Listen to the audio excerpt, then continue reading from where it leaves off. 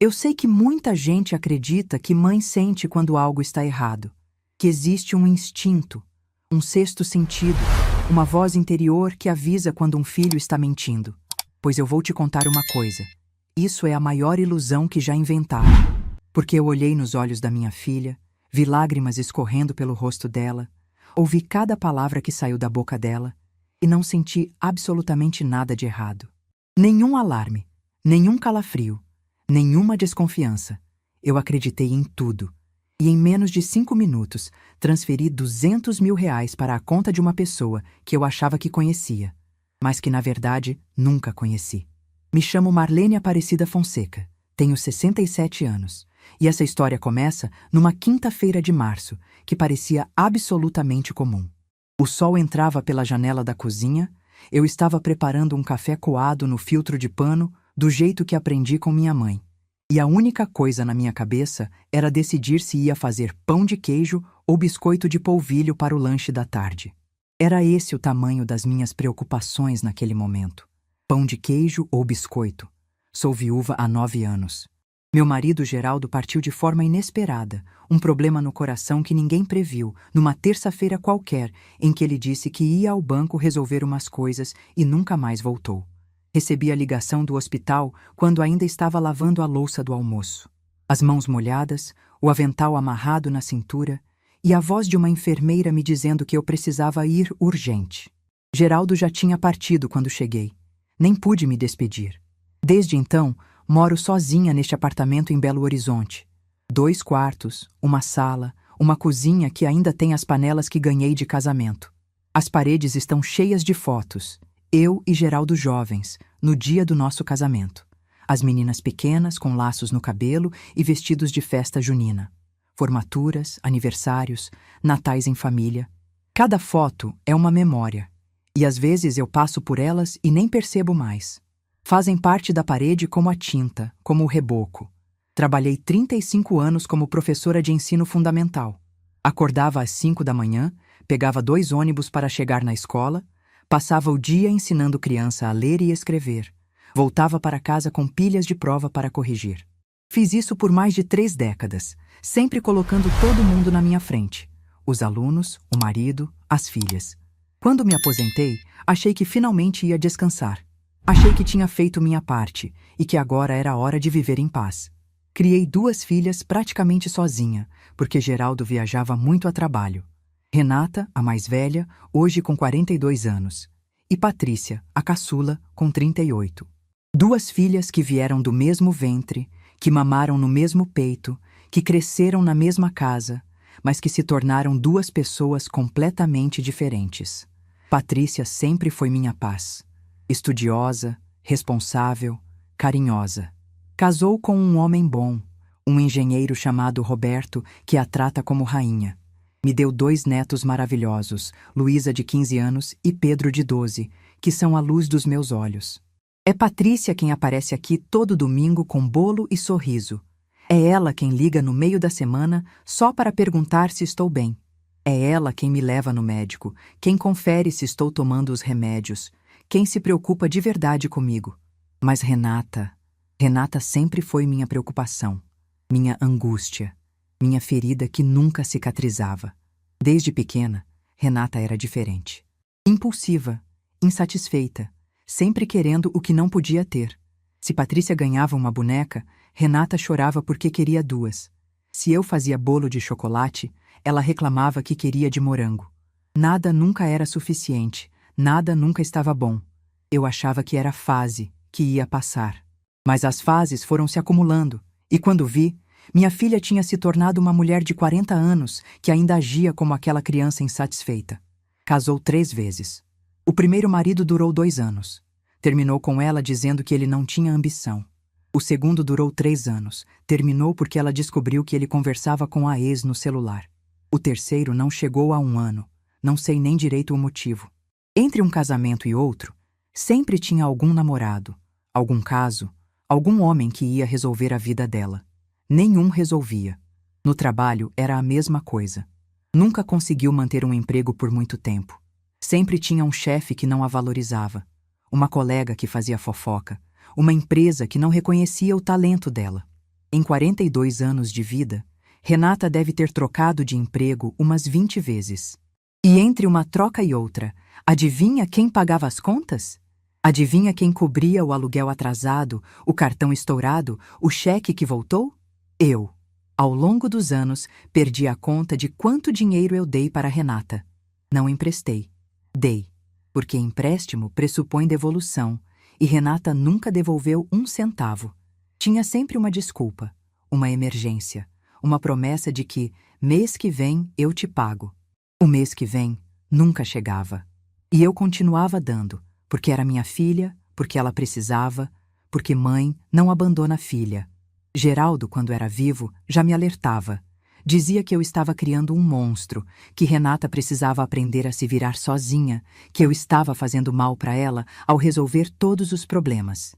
Eu brigava com ele, dizia que ele não entendia, que ele não tinha coração de mãe. Hoje eu sei que ele estava certo. Mas naquela época eu tinha certeza absoluta de que estava fazendo a coisa certa. 8 meses antes daquela quinta-feira de março, Renata apareceu com um namorado novo, Marcelo, um homem de 27 anos, bonito, sorriso fácil, conversa macia, 15 anos mais novo que ela. Disse que trabalhava com negócios digitais, uma coisa que eu não entendia direito, mas que parecia moderna e promissora. Renata estava radiante. Dizia que finalmente tinha encontrado alguém que a entendia, que a valorizava, que tinha visão de futuro. Eu fiquei com um pé atrás, confesso. A diferença de idade me incomodava e tinha alguma coisa no jeito dele que não me convencia. Um sorriso largo demais, uma simpatia exagerada demais. Mas guardei minhas impressões para mim mesma. Renata já tinha 41 anos. Era uma mulher adulta. E eu não queria ser a mãe chata que critica todas as escolhas da filha. Patrícia não gostou dele desde o primeiro dia. Me disse em particular que achava Marcelo esquisito, que ele parecia interesseiro. Mas também guardou a opinião dela. Ninguém queria criar conflito. Ninguém queria ser o vilão da história. E assim, os meses foram passando. Renata parecia feliz. Ou, pelo menos, parecia menos infeliz que o normal. Aparecia de vez em quando com Marcelo, sempre com histórias de projetos grandiosos, de oportunidades incríveis, de um futuro brilhante que estava logo ali na esquina. Eu ouvia, sorria, torcia para que dessa vez desse certo.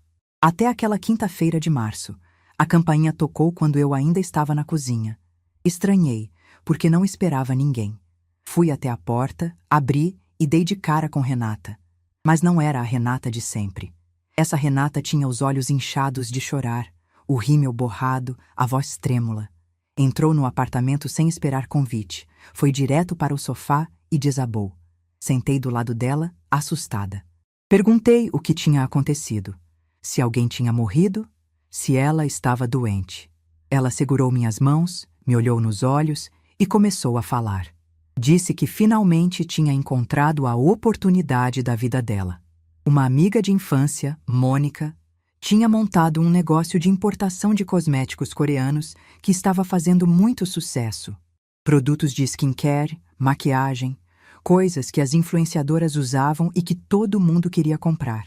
O negócio estava crescendo tanto que Mônica precisava de uma sócia investidora para expandir. E ela tinha oferecido a sociedade para Renata.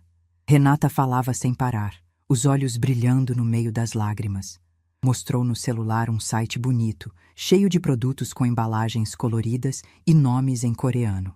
Mostrou planilhas com números que eu não entendia, projeções de lucro, gráficos subindo. Disse que era uma chance única, uma janela que estava se fechando e que se ela não entrasse agora, ia perder tudo. Perguntei quanto ela precisava. Quando ela disse R$200 mil, senti meu estômago afundar. R$200 mil era o dinheiro da venda do sítio que herdei da minha mãe. Um pedaço de terra no interior de Minas que ficou na família por 3 gerações. Vendi há 5 anos, quando a manutenção ficou impossível, e guardei o dinheiro como reserva sagrada. Era minha segurança para a velhice, meu colchão para emergências de saúde, minha garantia de que não ia depender de ninguém se as coisas ficassem difíceis. Renata viu minha hesitação, e então fez o que sempre fazia. Apelou para a emoção. Segurou minhas mãos com mais força, Olhou nos meus olhos com aquela expressão de criança perdida que eu conhecia desde que ela tinha 5 anos, e disse com a voz embargada: Mãe, essa é minha última chance. Eu sei que te decepcionei muitas vezes. Sei que você já me ajudou demais, mas dessa vez é diferente. Dessa vez eu tenho certeza. Em 6 meses eu te devolvo tudo com juros, e você vai ter orgulho de mim. Pela primeira vez na vida, você vai ter orgulho de mim. Aquela última frase me acertou em cheio, porque era verdade. Em 42 anos, eu nunca tinha sentido orgulho de verdade de Renata. Amor, sim. Preocupação, sempre. Mas orgulho? Aquele orgulho que senti quando Patrícia se formou, quando casou, quando me mostrou o ultrassom dos netos? Nunca. E ali estava minha filha, com 42 anos, implorando por uma chance de me dar orgulho. Eu não pensei no sítio da minha mãe, não pensei na minha velhice, não pensei nas vezes anteriores em que acreditei em promessas que nunca se cumpriram. Pensei apenas que era minha filha, que ela estava ali na minha frente pedindo ajuda e que talvez, só talvez, dessa vez fosse diferente. Peguei meu celular, abri o aplicativo do banco e em menos de 5 minutos transferi R$200 mil para a conta de Renata Fonseca Almeida. Ela me abraçou chorando. Disse que eu era a melhor mãe do mundo. Prometeu que dessa vez ia dar certo, que eu ia ver, que ela ia me surpreender. Ficou mais uns 20 minutos falando dos planos, do futuro, de como nossa vida ia mudar. E então foi embora. Eu fiquei sozinha na sala, olhando para o comprovante da transferência na tela do celular. R$200 mil. 5 minutos. Nenhuma pergunta, nenhum documento, nenhuma garantia. Apenas a palavra de uma filha que nunca tinha cumprido uma promessa sequer na vida. Senti um vazio estranho no peito. Não era arrependimento, ainda não. Era uma coisa que eu não conseguia nomear. Uma sensação de que algo importante tinha acabado de acontecer, mas que eu ainda não sabia exatamente o que. Fui até a janela e fiquei olhando a rua lá embaixo. O sol da tarde iluminava as árvores do canteiro central. Pessoas passavam na calçada, cada uma com sua vida, seus problemas, suas decisões. E eu ali, uma mulher de 67 anos que tinha acabado de entregar as economias de uma vida inteira baseada em lágrimas e promessas. Naquele momento, eu ainda acreditava que tinha feito a coisa certa, que tinha sido uma boa mãe, que o amor justificava qualquer sacrifício. Uma semana depois, eu descobriria como estava errada. Uma semana depois, uma simples foto no Instagram destruiria tudo em que eu acreditava. Mas naquela quinta-feira de março, enquanto o sol se punha e as sombras tomavam conta da sala, eu ainda era apenas uma mãe que amava demais e questionava de menos. E esse, eu aprendi da pior forma possível, é o erro mais perigoso que uma mãe pode cometer. Naquela noite, deitada na cama, olhando para o teto escuro do quarto, eu rezei. Pedi a Deus que protegesse minha filha, que guiasse os passos dela, que fizesse esse negócio dar certo. Pedi perdão por qualquer dúvida que tivesse sentido, por qualquer hesitação. Adormeci com a consciência tranquila de quem acredita ter feito um ato de amor. O que eu não sabia é que, enquanto eu rezava, Renata já estava no telefone com Marcelo, comemorando. O dinheiro tinha caído. O plano tinha funcionado. E a próxima etapa já estava sendo preparada. Eu dormia em paz. E eles riam da minha ingenuidade. 1 semana. 7 dias.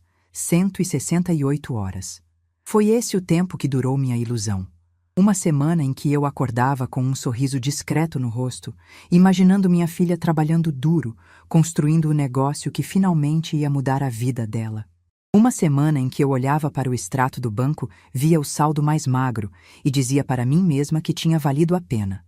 1 semana em que eu fui a mãe mais feliz e mais tola do mundo.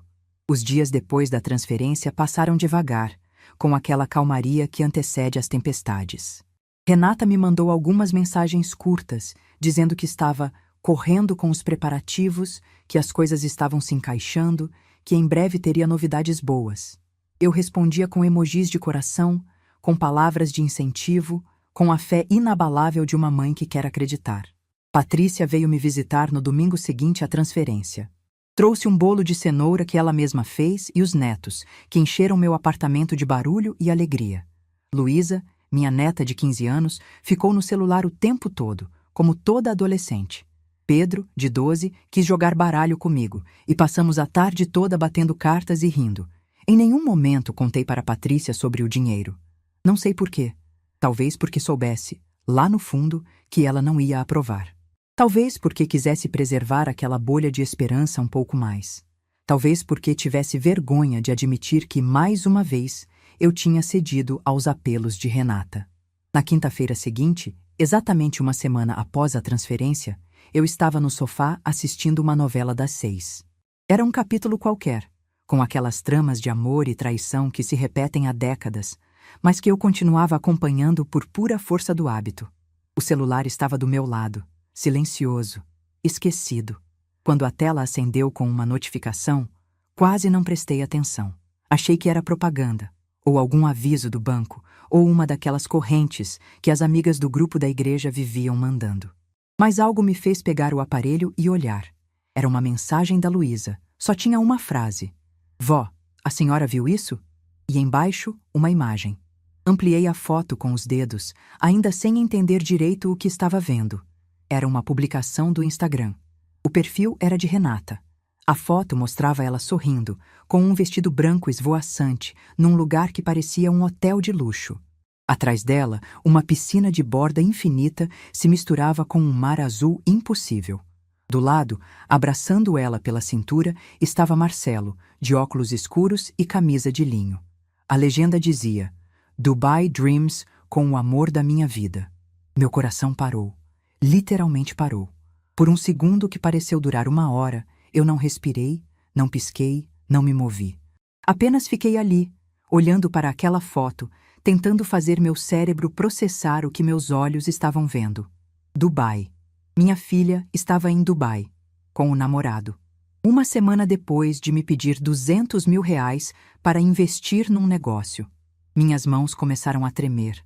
Aquele tremor que vem de dentro, que não dá para controlar, que parece que o corpo inteiro está vibrando numa frequência errada.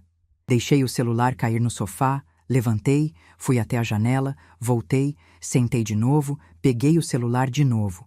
Entrei no perfil de Renata. Ela tinha postado mais fotos. Muitas fotos. Um jantar num restaurante chique, com pratos que pareciam obras de arte e taças de champanhe brilhando na luz das velas. Um passeio de iate, com ela de biquíni na proa, os braços abertos como se estivesse abraçando o mundo. Uma selfie num shopping de luxo, com sacolas de lojas que eu só conhecia de revista. Um safari no deserto, ela montada num camelo, o pôr do sol tingindo tudo de laranja. Cada foto era uma facada, cada legenda um tapa na cara. Vivendo o sonho. Merecemos isso. A vida é muito curta para não aproveitar. A vida é muito curta para não aproveitar, com o meu dinheiro, com o dinheiro do sítio da minha mãe, com as economias que eu juntei durante décadas, corrigindo prova de aluno, pegando o ônibus lotado, usando a mesma roupa até gastar. Não chorei. Essa foi a parte mais estranha. Eu esperava desabar, esperava soluçar, esperava sentir aquela dor aguda que vem com as grandes traições. Mas não veio nada disso, veio um frio. Um frio que começou no peito e foi se espalhando pelo corpo, como se alguém tivesse injetado gelo nas minhas veias. Respondi para Luísa apenas: Vi, obrigada por me mostrar. Ela mandou uma carinha triste e disse que estava ali se eu precisasse conversar.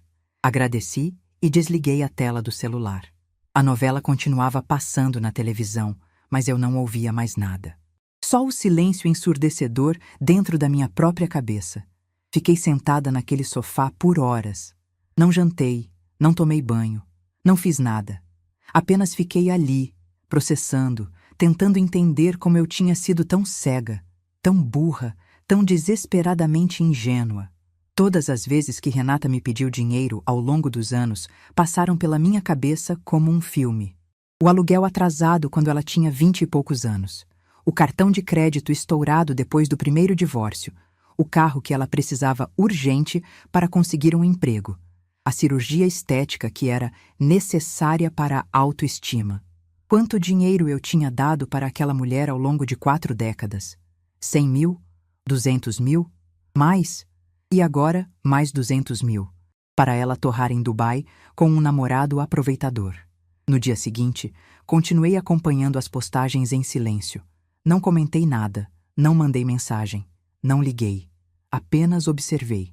Era quase como se eu estivesse fora do meu próprio corpo, assistindo à destruição de longe, incapaz de reagir. Renata postou mais 3 dias de viagem. Mais restaurantes, mais passeios, mais compras. Em nenhum momento ela me ligou, me mandou mensagem, perguntou se eu estava bem. Estava ocupada demais vivendo o sonho para lembrar que tinha uma mãe em Belo Horizonte que tinha acabado de entregar as economias de uma vida. No sábado de manhã, Patrícia apareceu no meu apartamento. Eu não tinha respondido às ligações dela nos últimos 2 dias, e ela ficou preocupada. Quando abri a porta, ela me olhou e soube imediatamente que algo estava muito errado. Mães reconhecem dor nos olhos dos filhos. Filhas também reconhecem dor nos olhos das mães. Sentamos no sofá. Ela segurou minha mão. E eu contei tudo. A transferência dos 200 mil. A história do negócio de cosméticos. A amiga Mônica. As promessas de devolução em 6 meses. E as fotos em Dubai.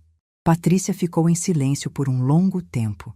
Eu conseguia ver a raiva subindo no rosto dela. O maxilar travado. Os olhos ficando úmidos. Quando finalmente falou, sua voz era baixa, controlada, mas cheia de uma fúria contida que eu nunca tinha visto nela. Mãe, eu preciso te contar uma coisa. Aquelas palavras mudaram tudo.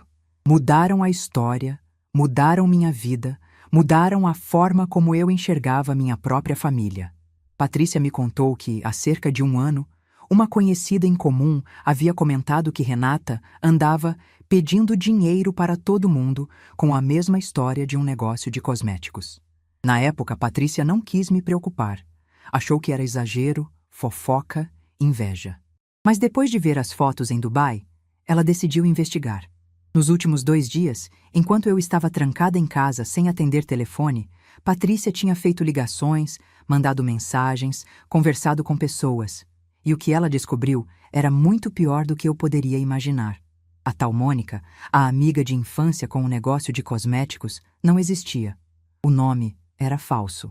O site que Renata me mostrou era uma página genérica, provavelmente comprada pronta na internet, sem nenhuma empresa real por trás. As planilhas com projeções de lucro eram inventadas. Todo o negócio era uma mentira elaborada. Mas não era só isso. Patrícia descobriu que eu não era a única vítima. Renata tinha aplicado o mesmo golpe em outras pessoas. Uma tia distante do lado do pai, tia Neuza, que morava em Uberlândia e tinha emprestado 30 mil reais há 2 anos. Uma ex-colega de trabalho de Renata, uma mulher chamada Sandra, que deu 50 mil reais há 1 ano e meio. E uma vizinha antiga nossa, Dona Carmen, que entregou 40 mil reais há 8 meses. Todas com a mesma história. Todas com as mesmas promessas. Todas esperando um dinheiro que nunca ia voltar. Minha filha não era apenas uma pessoa irresponsável que gastava mais do que podia. Minha filha era alguém que mentia friamente, que manipulava, que tirava dinheiro de quem confiava nela sem nenhum remorso.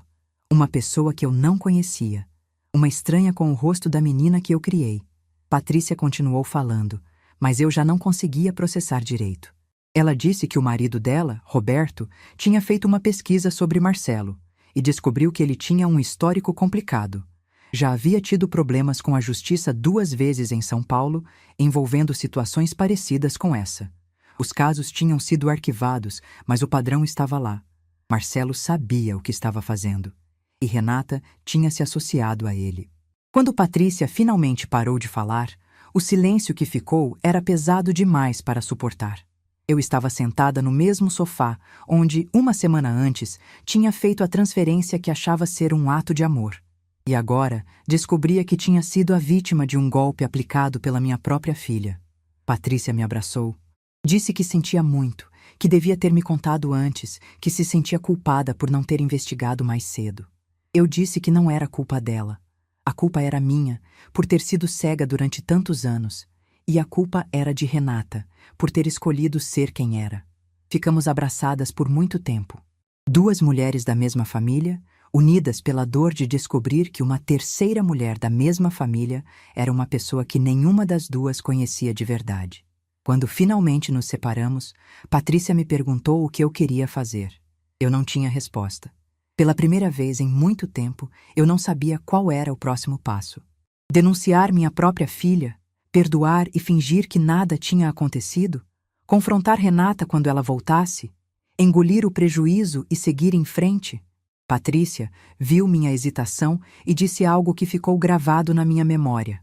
Mãe, você passou a vida inteira protegendo a Renata das consequências das escolhas dela. Talvez seja a hora de parar de proteger. Naquela noite, depois que Patrícia foi embora, eu fiquei sozinha com meus pensamentos. Sentei na varanda, olhando as luzes da cidade, sentindo o vento frio de março no rosto. E pela primeira vez em 67 anos, me perguntei se tinha sido uma boa mãe. Não uma mãe amorosa. Isso eu sabia que tinha sido. Mas uma boa mãe? Uma mãe que prepara os filhos para a vida? Uma mãe que ensina limites, consequências, responsabilidade? Ou tinha sido apenas uma mãe que amava demais e protegia demais, criando uma filha que nunca precisou enfrentar a realidade de verdade? A resposta, eu descobri naquela noite fria de março, era mais dolorosa do que qualquer golpe financeiro. Porque o dinheiro eu podia tentar recuperar. Mas os 42 anos de erros que eu tinha cometido na criação de Renata, esses estavam feitos, e não tinha transferência bancária no mundo que pudesse reverter isso. Fui dormir com uma certeza. Quando Renata voltasse de Dubai, as coisas seriam diferentes. Eu ainda não sabia como, mas sabia que a mulher que ela ia encontrar não seria mais a mesma mãe de sempre. Essa mãe tinha acabado de partir. E no lugar dela estava nascendo alguém que Renata nunca tinha conhecido. Na manhã seguinte, acordei com uma clareza que não sentia há anos. O sol entrava pela janela do quarto, o mesmo sol de sempre, mas eu o via de forma diferente. Era como se uma névoa tivesse se dissipado dos meus olhos. Uma névoa que eu nem sabia que existia. Peguei o celular e fiz algo que deveria ter feito há muito tempo. Liguei para Patrícia e pedi o contato do advogado que ela havia mencionado. Dr. Fábio, especialista em direito de família. Ela me passou o número sem fazer perguntas. Apenas disse: "Estou orgulhosa de você, mãe." Aquelas palavras me deram forças. Porque pela primeira vez eu estava tomando uma decisão pensando em mim mesma. Não em Renata, não na família, não no que os outros iam pensar. Em mim. E isso, aos 67 anos, era uma revolução silenciosa. O escritório do Dr. Fábio ficava no centro de Belo Horizonte, num prédio antigo de fachada imponente que parecia guardar segredos de décadas. Eu cheguei 15 minutos antes do horário marcado, como sempre fiz a vida inteira.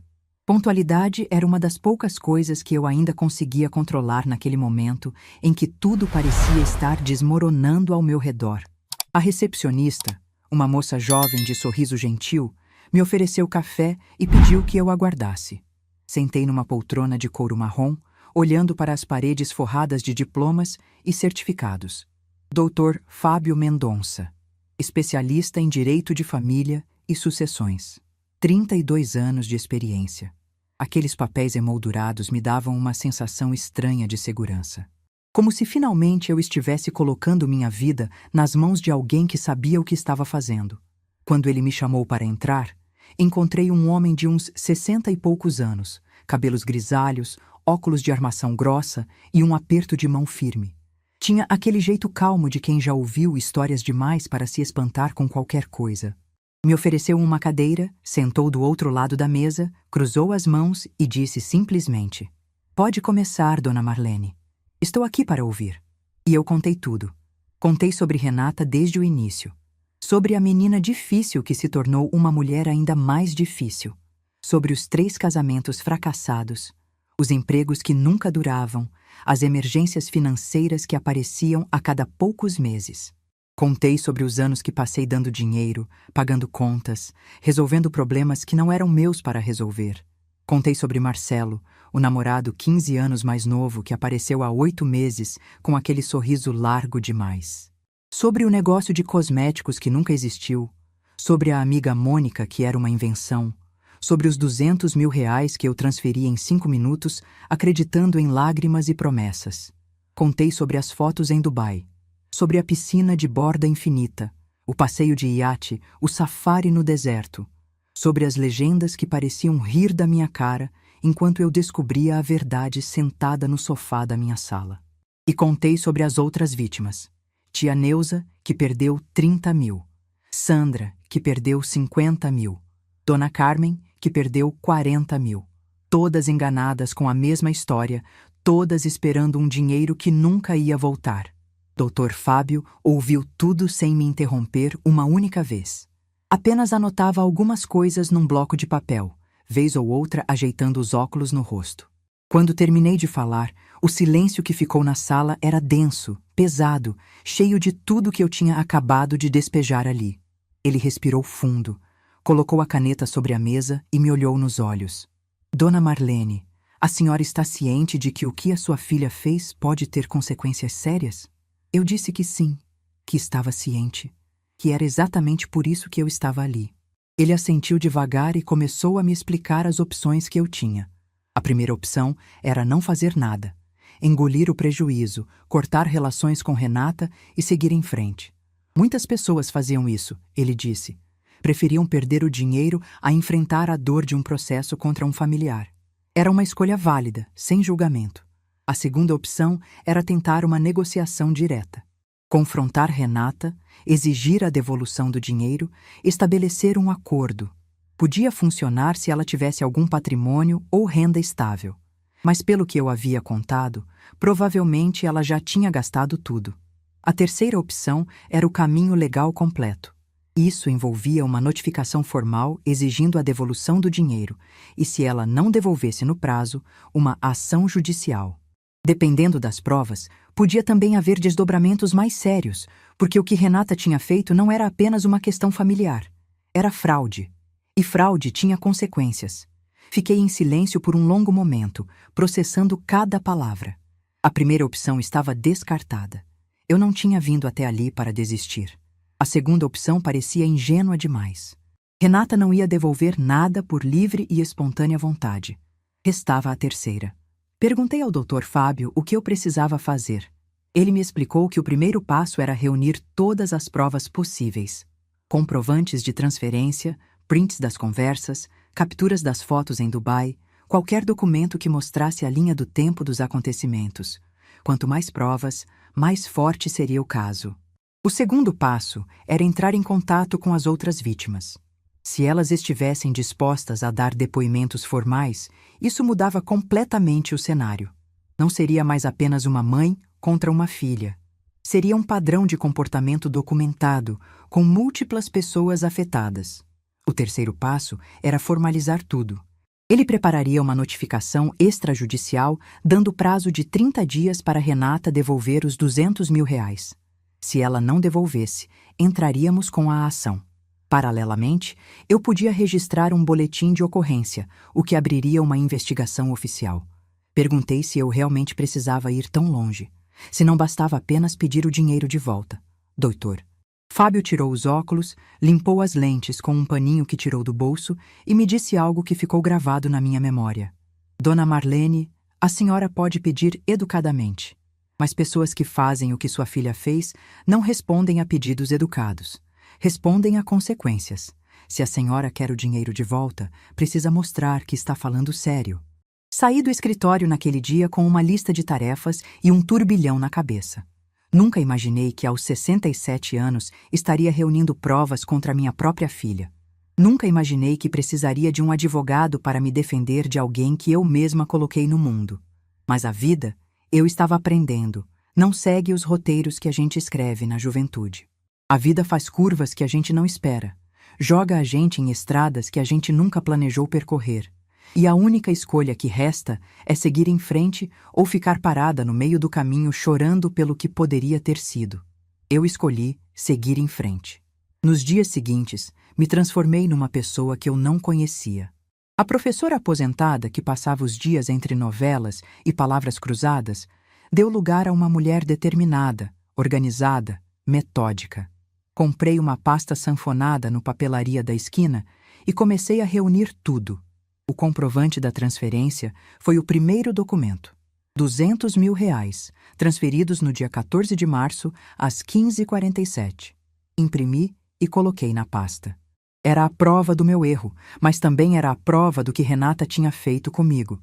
Depois vieram os prints das conversas, as mensagens que ela mandou na semana seguinte à transferência, dizendo que estava trabalhando muito, que as coisas estavam se encaixando. Mentiras digitadas com os dedos que eu segurei quando ela era bebê. As fotos de Dubai foram as mais difíceis de reunir. Cada vez que eu entrava no perfil de Renata para capturar as imagens, sentia uma pontada no peito. Mas fiz mesmo assim. O iate, o restaurante, o safari, as compras, cada foto com data e legenda, todas provando que, enquanto eu achava que ela estava construindo um negócio, ela estava torrando meu dinheiro do outro lado do mundo.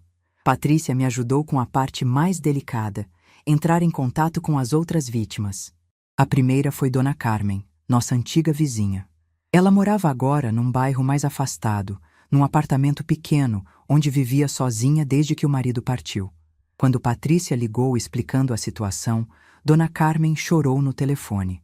Disse que tinha vergonha de contar para alguém, que achava que tinha sido burra demais, que a família ia rir dela se soubesse.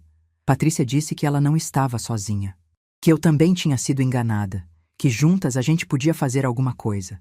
Dona Carmen aceitou dar um depoimento. Fomos até a casa dela numa tarde de quarta-feira. Ela nos recebeu com café e biscoito, como se fôssemos visitas normais. Mas quando começou a contar a história, sua voz tremeu tanto que precisou parar várias vezes para se recompor. Renata tinha aparecido na casa dela há 8 meses, chorando, dizendo que estava passando por dificuldades.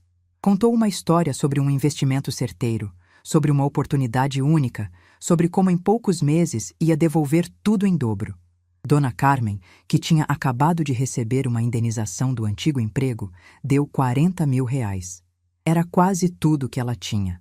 Quando perguntei se ela nunca desconfiou, Dona Carmen me olhou com os olhos marejados e disse: Marlene, eu conheci a Renata desde que ela era criança. Vi ela crescer, brincar no quintal, ir para a escola. Como eu ia desconfiar de alguém que eu vi nascer? Aquela frase me atingiu como um soco, porque era exatamente o que eu sentia. Como desconfiar de alguém que você viu nascer? Como imaginar que a criança que você embalou nos braços seria capaz de fazer isso? Dona Carmen assinou um depoimento escrito, relatando tudo o que tinha acontecido. Colocamos na pasta. A segunda vítima foi Sandra, a ex-colega de trabalho de Renata. Ela foi mais difícil de convencer.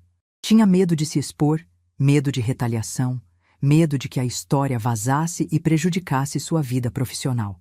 Mas quando Patrícia explicou que havia outras pessoas na mesma situação, ela concordou em conversar. Sandra contou que Renata tinha trabalhado com ela numa empresa de telemarketing há alguns anos. Tinham ficado amigas, ou pelo menos Sandra achava que eram amigas. Quando Renata apareceu com a história do negócio de cosméticos, Sandra não pensou 2 vezes. Deu R$50 mil que tinha guardado para dar entrada num apartamento. O depoimento de Sandra também foi para a pasta. A terceira vítima foi tia Neuza, de Uberlândia. Essa foi por telefone, porque ela não tinha condições de viajar até Belo Horizonte. Era uma senhora de 74 anos, irmã do meu falecido marido, que vivia de uma aposentadoria apertada. Os R$30 mil que ela deu para Renata eram economias de anos, guardadas para eventualidades de saúde. Tia Neuza chorou durante toda a ligação. Disse que não contou para ninguém da família porque tinha vergonha. Disse que passou os últimos 2 anos achando que era a única tola que tinha caído na conversa de Renata. Saber que havia outras vítimas foi, estranhamente, um alívio para ela. Pelo menos não estava sozinha na sua vergonha. O depoimento de tia Neuza foi gravado em áudio, transcrito e adicionado à pasta. Ao final de 2 semanas, eu tinha um dossiê completo. Comprovantes, prints, fotos, depoimentos. Mais de 50 páginas documentando o que Renata tinha feito. Olhei para aquela pasta e senti uma mistura de tristeza e determinação. Era a história de uma filha que eu não conhecia, mas era também a minha chance de recuperar alguma coisa do que eu tinha perdido. Voltei ao escritório do Dr. Fábio com a pasta debaixo do braço. Ele examinou cada documento com atenção, fazendo anotações, pedindo esclarecimentos sobre alguns pontos. Quando terminou, tirou os óculos e me olhou com uma expressão que misturava respeito e preocupação. Dona Marlene, isso aqui é muito mais do que eu esperava. A senhora reuniu um material sólido, mas eu preciso perguntar uma última vez. A senhora tem certeza de que quer seguir em frente? Porque depois que eu enviar essa notificação, não tem volta. Eu olhei para aquela pasta. Pensei em Dona Carmen chorando na sala dela. Pensei em Sandra com medo de se expor. Pensei em tia Neuza aos 74 anos sem suas economias. Pensei em mim mesma aos 67 anos, tendo que recomeçar do zero porque acreditei na própria filha. Tem certeza sim, doutor. Pode enviar. Doutor Fábio assentiu. Disse que prepararia a notificação e que, além disso, ia me ajudar com outra coisa importante: refazer meu testamento. Porque eu precisava garantir que, acontecesse o que acontecesse, meus bens iriam para quem realmente merecia.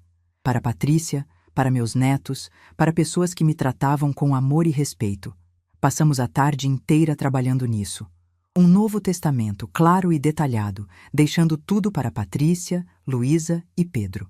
Renata receberia apenas o que a lei obrigatoriamente determinava, nada mais. Era meu direito. E pela primeira vez, eu estava exercendo esse direito sem culpa. Quando saí do escritório naquele dia, o sol já estava se pondo. As ruas do centro estavam cheias de gente voltando para casa depois do trabalho. Eu caminhei devagar até o ponto de ônibus, sentindo o peso da pasta na minha bolsa e um peso diferente saindo dos meus ombros. Eu tinha feito minha parte. Tinha reunido as provas, tinha ouvido as outras vítimas, tinha preparado tudo o que precisava ser preparado. Agora era esperar. Esperar Renata voltar de Dubai. Esperar ela aparecer no meu apartamento com aquele sorriso de sempre. Esperar ela pedir mais dinheiro, como eu sabia que ia pedir. E então, finalmente, mostrar para ela que a mãe que ela conhecia tinha deixado de existir. No lugar dela, tinha nascido uma mulher que não aceitava mais ser enganada. Uma mulher que tinha um envelope cheio de verdades, esperando para ser aberto. Uma mulher que, pela primeira vez em 67 anos, tinha escolhido se proteger. Renata voltou de Dubai num domingo de abril. Eu soube porque ela postou uma foto no aeroporto de Guarulhos, com uma legenda dizendo: "De volta ao Brasil", mas com o coração ainda nas areias do deserto. Tinha um emoji de camelo e outro de coração. Como se a vida fosse uma eterna festa. Como se não existisse uma mãe em Belo Horizonte esperando por ela com um envelope que ia mudar tudo. Eu não comentei na foto. Não mandei mensagem de boas-vindas. Não liguei perguntando como tinha sido a viagem. Fiquei em silêncio, esperando, porque eu conhecia minha filha. Sabia que, mais cedo ou mais tarde, ela ia aparecer. Não por saudade, não por amor, não por preocupação. Ia aparecer porque precisava de alguma coisa. Sempre precisava de alguma coisa. A espera durou 12 dias. 12 dias em que eu segui minha rotina como se nada estivesse acontecendo. Acordava cedo, tomava café, assistia minhas novelas, conversava com Patrícia pelo telefone, brincava com os netos quando eles apareciam. Por fora, era a mesma Marlene de sempre. Por dentro, eu estava contando as horas. O envelope ficava na gaveta do aparador da sala. O mesmo aparador que Geraldo comprou quando nos casamos, que atravessou décadas e mudanças de apartamento, que guardava documentos importantes desde sempre. Agora guardava também 50 páginas que iam destruir a imagem que Renata tinha de si mesma. Toda noite, antes de dormir, eu abria a gaveta e olhava para o envelope. Não para verificar se ainda estava lá. Estava. Claro que estava. Eu olhava para me lembrar do porquê. Para não fraquejar, para não deixar o amor de mãe falar mais alto que a dignidade de mulher. Na quarta-feira da segunda semana, a campainha tocou. Eram 3:30 da tarde. Eu estava na cozinha lavando a louça do almoço, com as mãos molhadas e um pano de prato no ombro.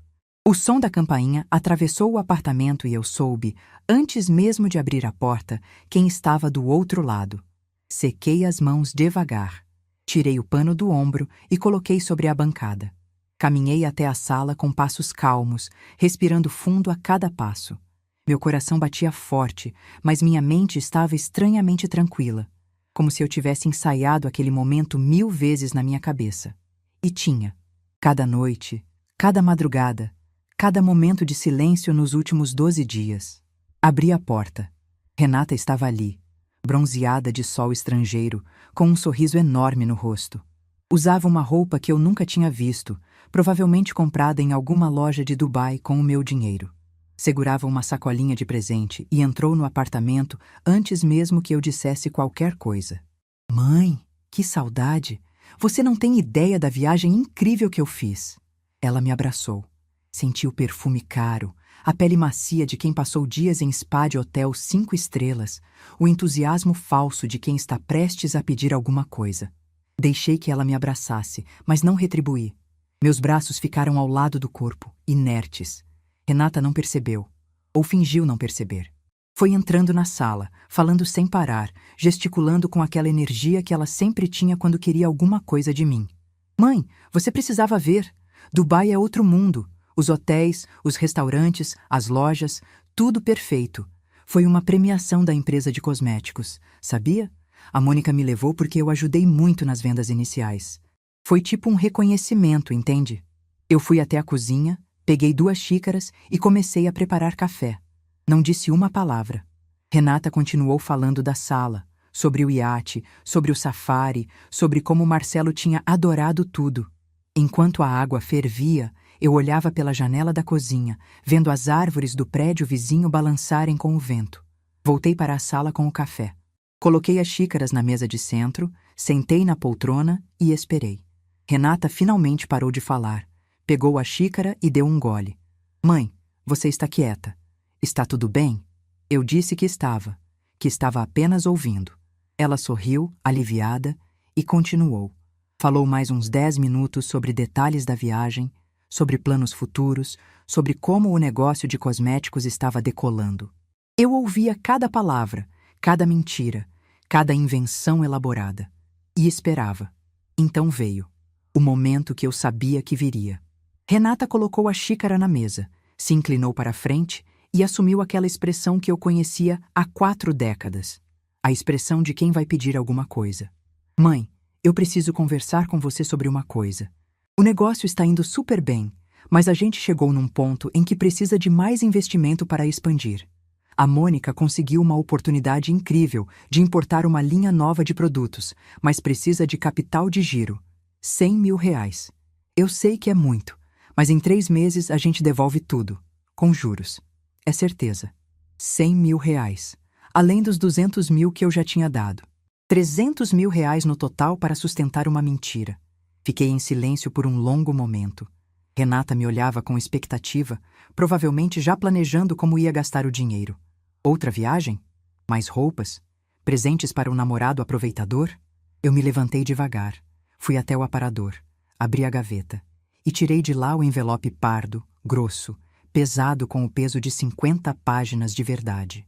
Voltei para o sofá e coloquei o envelope na mesa de centro, entre as 2 xícaras de café, bem na frente de Renata. Ela olhou para o envelope sem entender. Olhou para mim. Olhou para o envelope de novo. O que é isso, mãe? Eu disse apenas uma palavra. Abre. Renata pegou o envelope com as mãos que começavam a tremer, embora ela ainda não soubesse por quê. Abriu o lacre, tirou os papéis de dentro e começou a ler. O primeiro documento era a notificação do advogado. Eu vi seus olhos percorrendo as linhas, vi a cor sumir do seu rosto bronzeado, vi o sorriso morrer lentamente até se transformar em algo que eu nunca tinha visto. Medo. Ela continuou tirando os papéis. Os comprovantes da transferência, os prints das nossas conversas, as fotos de Dubai, impressas em papel fotográfico, cada uma com data e legenda. O rosto dela ia ficando mais pálido a cada página. Então ela chegou aos depoimentos. Vi quando ela leu o nome de Dona Carmen. Vi quando chegou ao depoimento de Sandra. Vi quando reconheceu o nome de tia Neuza. Suas mãos tremiam tanto agora que os papéis chacoalhavam, fazendo um barulho seco no silêncio da sala. Quando ela terminou de ver tudo, ficou parada, olhando para aquela pilha de documentos como se fosse uma bomba, prestes a explodir. E era. Uma bomba de verdade que ia destruir a vida de mentiras que ela tinha construído. O silêncio durou uma eternidade. Quando Renata finalmente me olhou, seus olhos estavam cheios de lágrimas.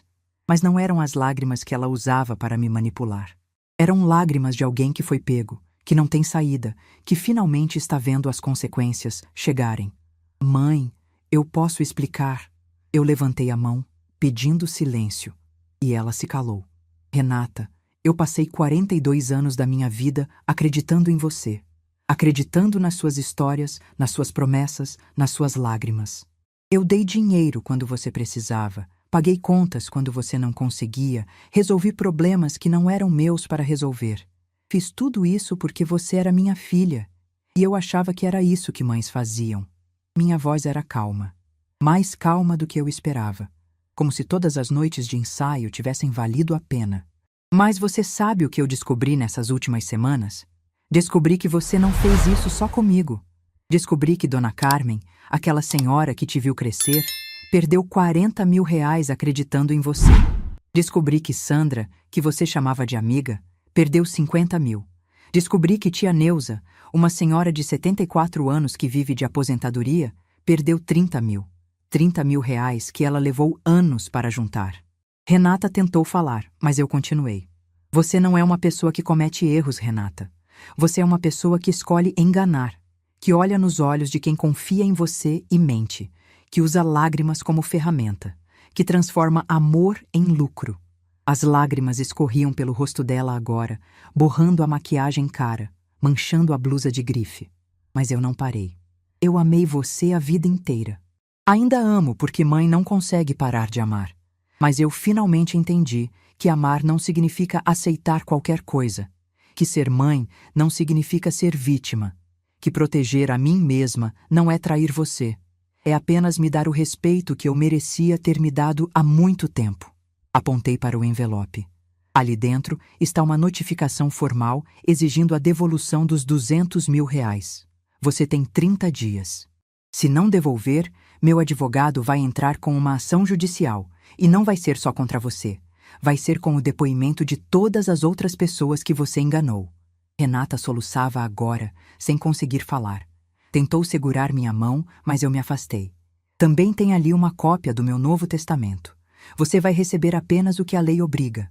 Todo o resto vai para Patrícia e para meus netos. Para pessoas que me trataram com amor e respeito. Ela finalmente conseguiu falar, a voz engasgada de choro. Mãe, por favor, eu vou devolver. Eu só preciso de um tempo. O Marcelo pode ajudar. Marcelo? Eu quase ri. Renata, seu namorado tem histórico de problemas com a justiça em São Paulo. Vocês dois se acharam, não foi? Ele não vai te ajudar. Ele vai sumir no momento em que perceber que você não tem mais de onde tirar dinheiro. E você vai ficar sozinha, tendo que enfrentar as consequências das suas escolhas pela primeira vez na vida. Aquelas palavras atingiram Renata como um tapa. Ela me olhou com uma expressão de puro desespero. Você está destruindo nossa família, mãe. Eu me levantei, caminhei até a porta e abri. Não, Renata. Você destruiu. Eu estou apenas mostrando os escombros. Ela ficou ali, sentada no sofá, cercada de papéis que contavam a história do que ela realmente era. Chorava, tremia, parecia ter encolhido de tamanho. A mulher confiante que entrou no meu apartamento havia desaparecido. No lugar dela, tinha sobrado alguém que eu não reconhecia. Ou talvez alguém que eu finalmente estava vendo de verdade. Os 30 dias começam a contar de hoje. Agora, por favor, vá embora. Renata se levantou com dificuldade. Juntou os papéis de qualquer jeito, enfiou no envelope, apertou contra o peito como se fosse uma sentença. Caminhou até a porta sem me olhar. Antes de sair, parou e disse, com a voz quebrada: Você vai se arrepender disso, mãe. Eu olhei para ela uma última vez. Renata, eu passei a vida inteira me arrependendo de não ter feito isso antes. Agora vai. Ela saiu. A porta se fechou. O apartamento ficou em silêncio. Eu voltei para a sala, me sentei no sofá ainda quente do corpo da minha filha e olhei para a xícara de café que ela não tinha terminado de beber. Estava frio agora. Como tudo entre nós. Não chorei. Esperei chorar. Achei que ia desabar assim que ela saísse. Mas as lágrimas não vieram. Veio outra coisa. Uma sensação estranha de leveza, de alívio, de um peso saindo dos ombros depois de décadas. Pela primeira vez em 42 anos, eu tinha dito a verdade para Renata. E a verdade, eu descobri naquela tarde de abril, era muito mais libertadora do que qualquer mentira de amor. Fiquei sentada naquele sofá por muito tempo, ouvindo os sons do apartamento que agora pareciam diferentes. O tic-tac do relógio na parede, o barulho distante do trânsito lá embaixo, o vento batendo na janela da cozinha que eu tinha deixado entreaberta. Peguei o celular e mandei uma mensagem para Patrícia. Apenas 3 palavras. "Está feito, filha." Ela respondeu em segundos. "Estou indo aí." Enquanto esperava, olhei para a sacolinha de presente que Renata tinha trazido e largado no canto do sofá. Na pressa de sair, ela tinha esquecido. Abri por curiosidade. Era um chaveiro com formato de camelo. Provavelmente custou menos de $10. Era isso que eu valia para ela. Um presente barato de aeroporto comprado de última hora, enquanto ela gastava meu dinheiro em hotéis de luxo. Coloquei o chaveiro no lixo. E quando Patrícia chegou e me abraçou, finalmente as lágrimas vieram. Mas não eram lágrimas de tristeza. Eram lágrimas de quem tinha acabado de vencer uma batalha que nem sabia que estava lutando. A batalha de me escolher, pela primeira vez na vida, acima de qualquer outra pessoa. Naquela noite, dormi mais tranquila do que tinha dormido em semanas. Os 30 dias tinham começado a contar, e eu estava pronta para o que viesse depois.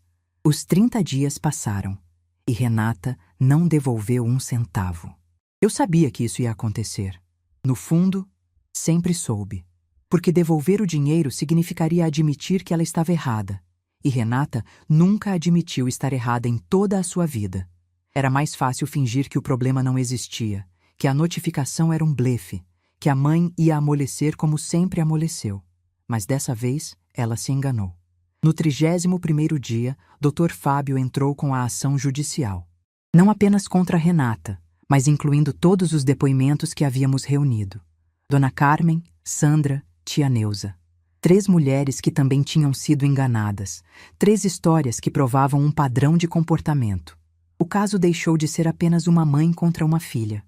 Tornou-se algo maior. E então aconteceu o que ninguém esperava. Outras pessoas começaram a aparecer. Uma prima distante que morava em Contagem. Uma antiga vizinha do primeiro apartamento de Renata. Uma colega de faculdade que ela não via há 15 anos. Quando a notícia do processo começou a circular na família e entre conhecidos, pessoas que tinham ficado em silêncio por vergonha finalmente encontraram coragem para falar. No total, eram 9 vítimas. 9 pessoas que, ao longo de 5 anos, tinham acreditado nas histórias de Renata e entregado dinheiro que nunca voltou. O valor total passava de R$450 mil. Quase $500 mil. Tudo gasto em viagens, roupas, restaurantes e na vida de luxo que ela fingia ter. Dr. Fábio me ligou quando recebeu o último depoimento. Sua voz era séria, mas tinha um tom de algo que parecia admiração. Disse que em 32 anos de carreira, nunca tinha visto um caso se transformar tão rápido. O que começou como uma disputa familiar tinha virado algo que chamava a atenção até do Ministério Público. Eu não senti satisfação ao ouvir aquilo. Senti apenas uma tristeza profunda, porque cada nova vítima era uma pessoa que tinha confiado na minha filha. Cada depoimento era uma história de esperança traída. E eu, de alguma forma, me sentia responsável. Afinal, fui eu quem criou Renata. Fui eu quem deixou ela acreditar que podia fazer o que quisesse sem enfrentar consequências. Mas a tristeza não me paralisou. Eu tinha aprendido que sentir dor não significa parar de agir. Significa agir apesar da dor. O processo seguiu seu curso. E enquanto a justiça trabalhava, a vida de Renata começou a desmoronar. Marcelo foi o primeiro a assumir. Exatamente como eu tinha previsto naquela tarde do confronto. Quando ele percebeu que Renata não tinha mais de onde tirar dinheiro, quando soube do processo e das consequências que estavam por vir, simplesmente desapareceu. Bloqueou ela em todas as redes sociais, mudou de número, evaporou como se nunca tivesse existido. Soube disso por Patrícia, que ainda acompanhava as redes sociais de Renata de longe. Minha filha mais velha postou uma foto sozinha, sem legenda, sem emoji, sem nada. Era a primeira vez em anos que ela aparecia sem Marcelo do lado. A expressão no rosto dela era de alguém que finalmente tinha entendido que estava sozinha. Não senti prazer ao ver aquilo. Senti apenas a confirmação do que eu sempre soube. Pessoas como Marcelo não ficam quando as coisas ficam difíceis. Eles ficam enquanto tem algo a ganhar. Quando o ganho acaba, eles vão embora. A família começou a se afastar também. Tios, primos, conhecidos, que antes fingiam não saber o que Renata fazia, agora tinham provas documentadas. Ninguém queria estar associado a alguém assim. Ninguém queria ser a próxima vítima. O isolamento de Renata foi gradual, mas completo. 3 meses depois do início do processo, a Justiça determinou o bloqueio dos bens de Renata para garantir o pagamento das dívidas. Não que ela tivesse muita coisa. O carro que havia comprado com dinheiro de uma das vítimas foi apreendido. Algumas joias, eletrônicos. Roupas de marca que ela tentou esconder, mas que foram encontradas. Tudo foi a leilão. O dinheiro arrecadado não cobriu nem metade do que ela devia, mas foi dividido proporcionalmente entre as vítimas. Eu recebi pouco mais de 40 mil reais. Dona Carmen recebeu cerca de 8 mil. Tia Neuza, 6 mil. Não era o que tínhamos perdido, mas era alguma coisa. Era a justiça fazendo o que podia dentro dos limites da realidade. Renata ficou com o nome sujo, impedida de abrir conta em banco, de fazer financiamento, de conseguir crédito em qualquer lugar. Aos 42 anos, ela precisou recomeçar do zero. Soube que se mudou para uma cidade pequena no interior, que estava morando de favor na casa de uma conhecida, que trabalhava como atendente numa loja de roupas. Parte de mim sentiu pena. A parte que ainda lembrava da menina que eu embalei nos braços, que eu ensinei a andar, que eu vi dar os primeiros passos. Mas outra parte de mim, uma parte que eu não conhecia até pouco tempo atrás, entendia que aquilo era necessário, que Renata precisava enfrentar as consequências de suas escolhas para ter qualquer chance de mudar de verdade. Se ela ia mudar ou não, isso já não dependia de mim. Eu tinha feito minha parte. O resto era com ela. 6 meses depois do confronto, minha vida era irreconhecível. Não porque eu tivesse ficado rica ou famosa, não porque algo extraordinário tivesse acontecido, mas porque eu tinha me tornado uma pessoa diferente. Uma pessoa que eu não conhecia, mas que sempre esteve ali, esperando permissão para existir. Com o dinheiro que recuperei e minhas economias, fiz algo que nunca tinha feito na vida. Viajei sozinha. Fui para Gramado, no Rio Grande do Sul, passar uma semana num hotel aconchegante, cercada de montanhas e chocolate quente. Caminhei pelas ruas de pedra, visitei lojas de artesanato, sentei em cafés olhando o movimento das pessoas. Ninguém me conhecia ali. Ninguém sabia que eu era a mãe de uma filha problemática, a viúva de um marido que partiu cedo, a professora aposentada que passou a vida cuidando dos outros. Ali eu era apenas Marlene, uma mulher de 67 anos, descobrindo que ainda podia se surpreender com a vida. Quando voltei para Belo Horizonte, comecei a fazer trabalho voluntário num abrigo para idosos. A ironia não me escapou. Eu, que quase fui destruída pela própria família, agora ajudava pessoas que tinham sido abandonadas pelas suas. Mas não era ironia amarga. Era uma forma de transformar dor em propósito. No abrigo, conheci histórias que faziam a minha parecer pequena. Senhoras que foram jogadas na rua pelos filhos. Senhores que tiveram tudo tomado por parentes gananciosos. Pessoas que passaram a vida inteira cuidando de outros e, no final, não tinham ninguém para cuidar delas. Eu escutava cada história com atenção. Segurava mãos enrugadas, oferecia ombros para lágrimas, dividia o lanche da tarde. E em cada gesto, sentia que estava curando não apenas os outros, mas a mim mesma. Patrícia e eu nos tornamos mais próximas do que nunca. Ela me visitava toda semana, às vezes com os netos, às vezes sozinha. Conversávamos por horas sobre tudo e sobre nada. Ela me contava do trabalho, dos planos dos filhos, das pequenas alegrias do dia a dia. Eu contava das minhas viagens, do voluntariado, dos livros que estava lendo. Luísa, minha neta de 15 anos, começou a me mandar mensagens quase todo dia. Perguntava minha opinião sobre roupas, sobre músicas, sobre meninos da escola. Eu respondia com carinho, tentando ser a avó que ela merecia, não a avó distraída que eu tinha sido por tantos anos enquanto gastava energia com Renata. Pedro, o mais novo, vinha passar fins de semana comigo de vez em quando. A gente jogava baralho, assistia filme, fazia pipoca. Ele me ensinava a usar aplicativos novos no celular, e eu ensinava receitas que aprendi com minha mãe. Era uma troca simples, mas preciosa. 8 meses depois de tudo, recebi uma mensagem de Renata. Era um texto longo, cheio de desculpas e justificativas. Dizia que tinha errado, que estava arrependida, que queria uma chance de reconstruir nossa relação. Pedia para me ver, para conversar, para explicar seu lado da história. Li a mensagem inteira, sentada na varanda do meu apartamento, olhando para a cidade que se estendia lá embaixo. Li cada palavra, cada frase, cada tentativa de me convencer de que ela tinha mudado. E então respondi. Disse que eu a perdoava. Não por ela, mas por mim, porque carregar rancor era um peso que eu não queria mais. Mas disse também que perdoar não significava esquecer. Não significava fingir que nada tinha acontecido. Não significava abrir as portas da minha vida para ela entrar e fazer tudo de novo.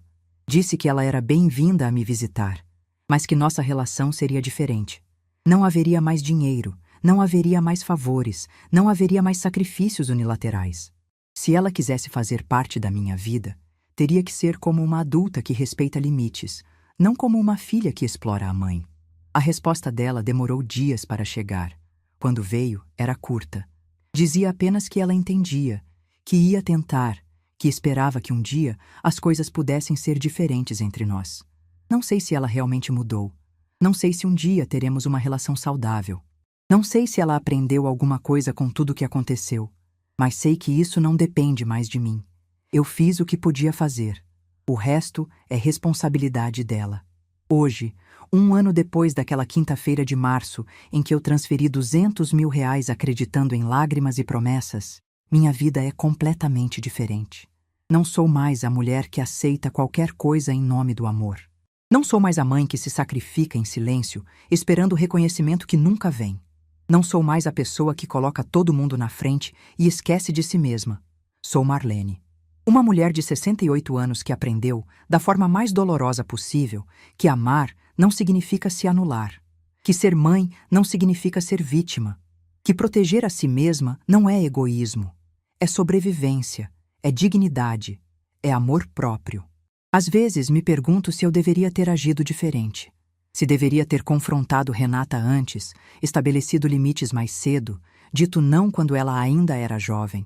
Talvez as coisas tivessem sido diferentes. Talvez não. Nunca vou saber. Mas o que eu sei é que não adianta viver de "e se?". O passado já aconteceu. O que eu posso fazer é escolher como vivo o presente. E eu escolho viver com dignidade, com propósito, com alegria. A notificação do advogado que eu coloquei naquela mesa, entre 2 xícaras de café frio, não foi um ato de vingança. Foi o primeiro passo de uma mulher que finalmente decidiu se colocar em primeiro lugar. Foi o silêncio mais poderoso da minha vida. Foi o começo da minha verdadeira liberdade.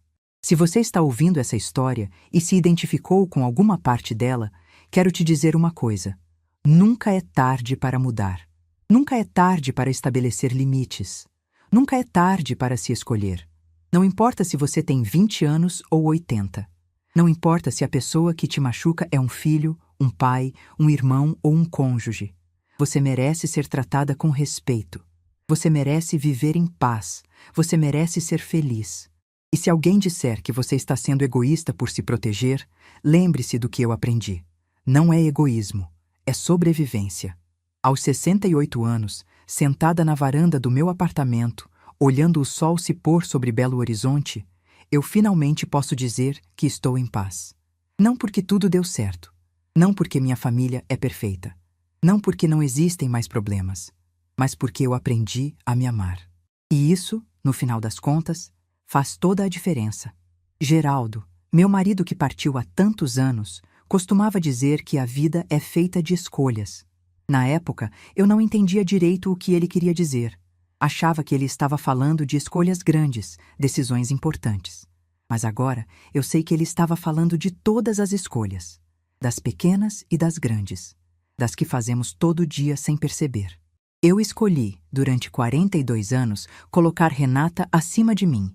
Escolhi acreditar nas mentiras, pagar as contas, resolver os problemas. Foram milhares de pequenas escolhas que, juntas, construíram uma vida de sacrifício unilateral. Mas então, eu fiz uma escolha diferente. Escolhi me proteger. Escolhi dizer basta. Escolhi me colocar em primeiro lugar. E essa única escolha mudou tudo. Se você está numa situação parecida, saiba que a escolha também é sua. Ninguém pode fazer por você, mas você pode fazer por si mesma. Um dia de cada vez. Uma decisão de cada vez. Até que um dia você olhe para trás e perceba que se tornou alguém que nunca imaginou ser. Uma pessoa livre. Se essa história tocou seu coração, deixe seu like, se inscreva no canal e comente aqui embaixo. No meu lugar, o que você faria? Sua mensagem pode iluminar o dia de alguém.